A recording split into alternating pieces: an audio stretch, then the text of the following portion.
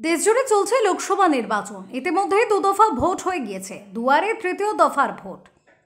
লোকসভা ভোটের মাঝে বিজেপির বড় চমক। বিজেপিতে যোগ দিলেন এক বাঙালি অভিনেত্রী। বুধবার তিনি বিজেপির সদর দফতরে গিয়ে দলে যোগ দেন। বাঙালি অভিনেত্রীকে দলের স্বাগত জানান বিনোদ তাওরে এবং অনিল বালুনি।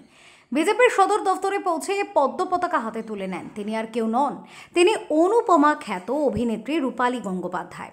আনুষ্ঠানিক যোগদানের পর তিনি বলেন, যখন আমি উন্নয়নের এই মহাযজ্ঞ দেখি তখন আমার মনে হয় আমিও যেন এই যজ্ঞের অংশ হই।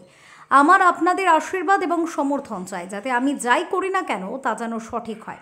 मैं अपने कला के माध्यम से कई सारे लोगों से मिलती हूँ, उनके सरोकार होती हूँ। तो जब मैं ये विकास का महायज्ञ देखती हूँ तो ऐसा लगता है कि क्यों ना मैं भी इसमें सहभागी बनूं। বাঙালি অভিনেত্রী রূপালী গঙ্গোপাধ্যায় হিন্দি টেলিভিশনে জনপ্রিয় মুখ। তার মুকুটে রয়েছে দুটি টেলি পুরস্কার এবং একটি টেলিভিশন একাডেমি পুরস্কার। প্রসঙ্গত, গত মার্চ মাসে একটি অনুষ্ঠানে প্রধানমন্ত্রী নরেন্দ্র মোদীর সঙ্গে দেখা করেছিলেন রূপালী। তখন থেকে জল্পনা শুরু হয়েছিল রূপালীর বিজেপিতে যোগদান শুধুই সময়ের অপেক্ষা। নয়াদিল্লি থেকে সুমন্ত দাশগুপ্তের রিপোর্ট, ওঙ্কার বাংলা।